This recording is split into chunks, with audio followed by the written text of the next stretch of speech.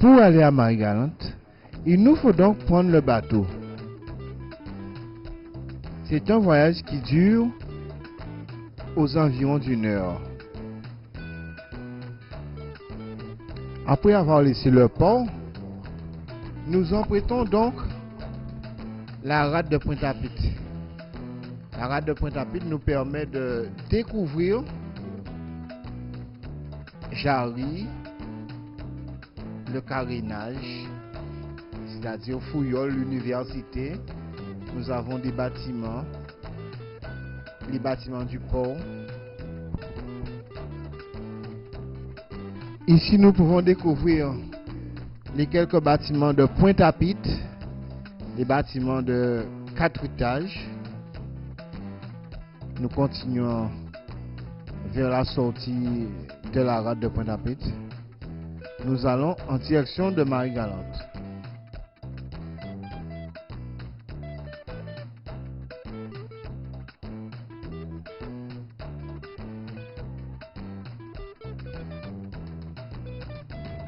Nous voilà donc en face de carénage, c'est-à-dire l'université Fouillol, on pourrait dire Louis Raspail, mais nous sommes sur la mer. Nous continuons en direction de Marie-Galante. Nous allons vers la sortie de la rade de Pointe-à-Pitre. Nous continuons notre chemin sur cette mer calme et paisible, d'un bleu parfait. Nous continuons notre route.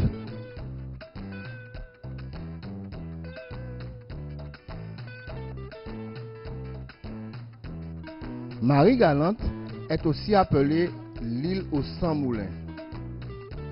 Située dans les petites Antilles, à 30 km des côtes de Guadeloupe, dont elle est la dépendance administrative, elle est la 3e île des Antilles françaises. Après la Guadeloupe, soit 1434 km², nous avons la Martinique, 1128 km². Donc la Guadeloupe est composée de 2 îles, deux parties, soit la Basse-Terre, 848 km² et la Grande-Terre, 586 km².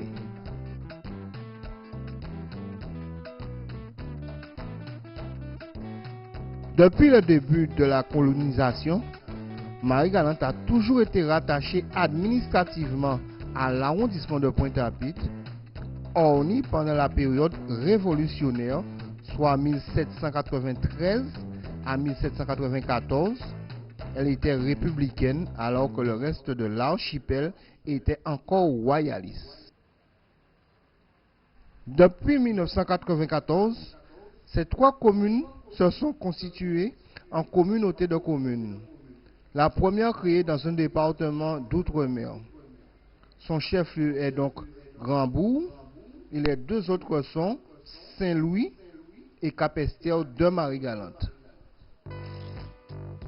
Aujourd'hui, le temps est clément et agréable, ce qui nous permet de faire un très beau voyage. La mer n'est pas agitée.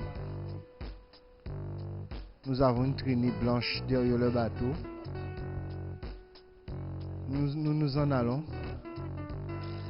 vers le large.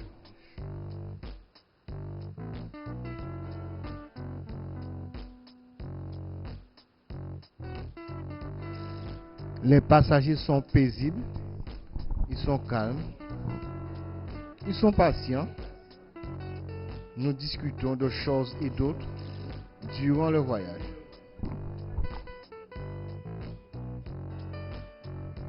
Nous passons devant l'archipel des Saintes. Nous sommes en pleine mer.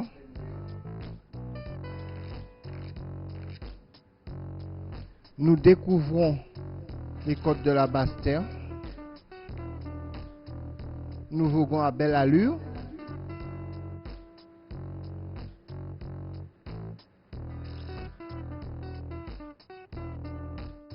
Voilà le port autonome de Marie-Galante. Donc nous sommes quasiment arrivés. Nous longeons les côtes de Marie-Galante.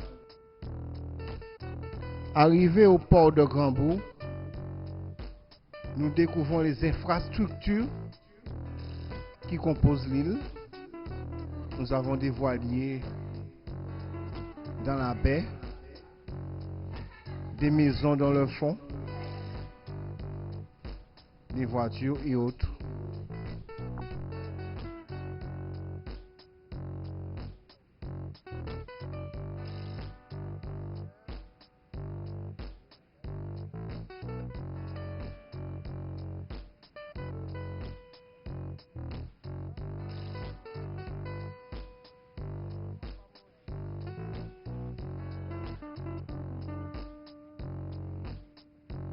Des catamarans sont amarrés. Ils sont juste dans la baie. Nous arrivons sur le port de Marie-Galante. Bienvenue à Marie-Galante.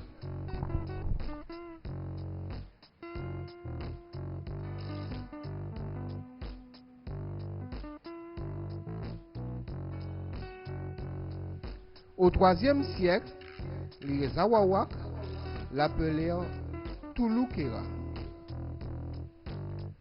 Au IXe siècle, les Caraïbes lui donnèrent le nom Haïchi, c'est-à-dire terre de coton. Les Amérindiens cultivaient le manioc et vivaient également de la pêche.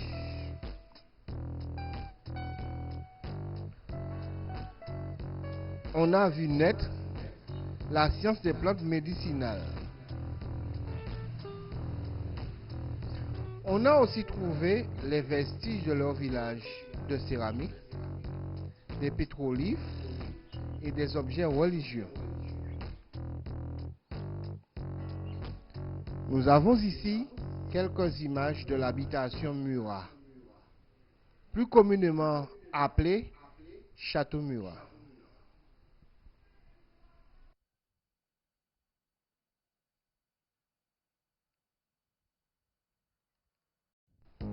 L'habitation Murat, dont l'histoire était inconnue des Marie-Galantais, cachait de jolies ruines. Monsieur Dominique Murat, né à Cambreton dans les Pyrénées, exerçait la profession de notaire.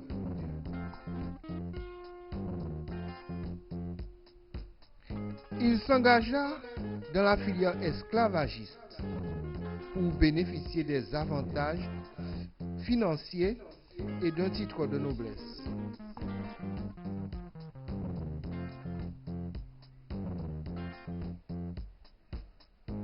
Son épouse et lui décidèrent en 1770 de tenter leur chance aux Antilles. Le 7 avril 1807, ils achetèrent un domaine de 154 mètres carrés. C'est une habitation caféière. En cette période, le café et le coton sont rois dans les colonies. Le 7 février 1794, c'est la première abolition de l'esclavage.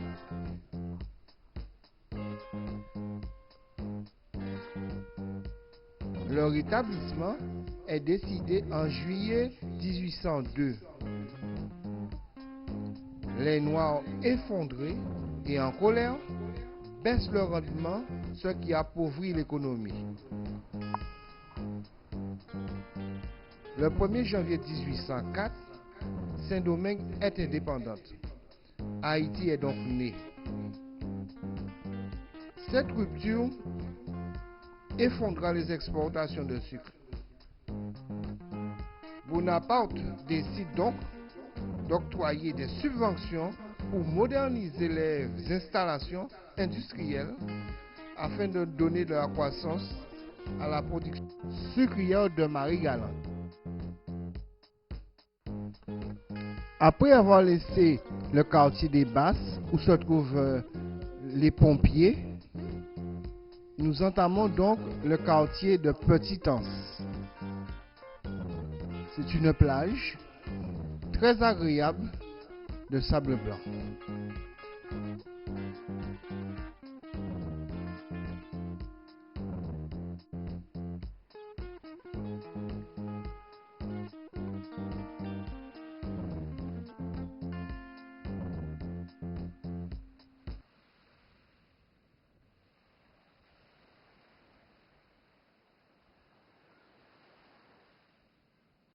Nous voilà donc sur la commune de Capesterre de Marie-Galante.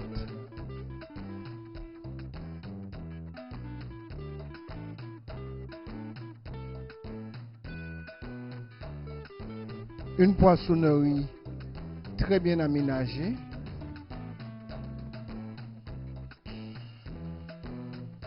qui surplombe le port de pêche.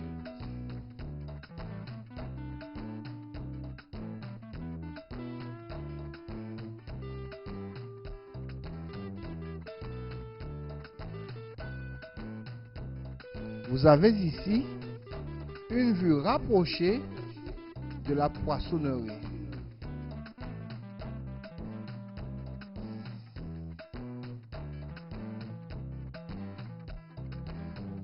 Ici, c'est le quartier de l'hôtel de ville que nous découvrons. Je vous rappelle que nous sommes à Capesterre de Marie-Galante. Nous avons aussi l'église qui sert de lieu de recueillement.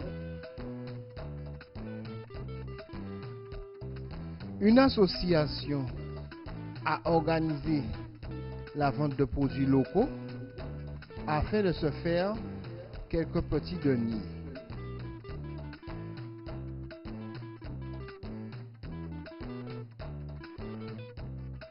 Ici, nous avons une discothèque-restaurant bien connue de l'île.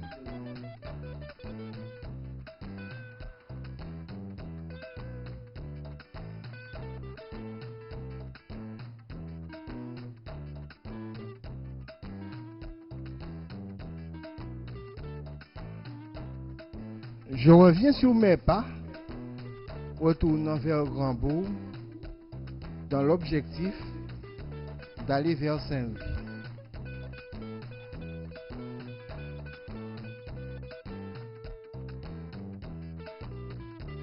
Ici, nous découvrons l'église de Grandbourg. Elle est en réparation. Le cinéma-restaurant.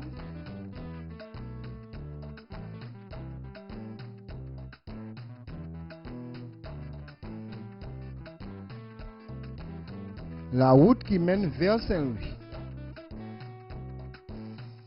Cela me permet de découvrir des ruines que je m'empresse de visiter.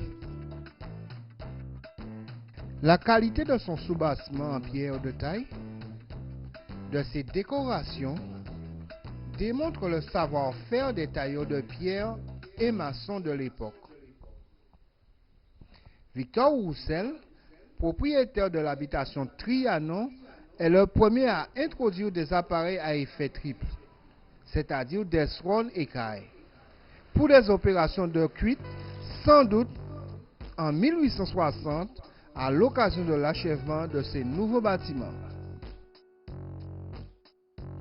Un des intérêts du site est de souligner que la modernisation de l'industrie sucrière a commencé avant l'abolition de l'esclavage. Pour la partie technique, c'est-à-dire la transformation du vésou, le jus de canne, en sucre, on utilisait de la vapeur et des esclaves plus familiers de l'ancien système. En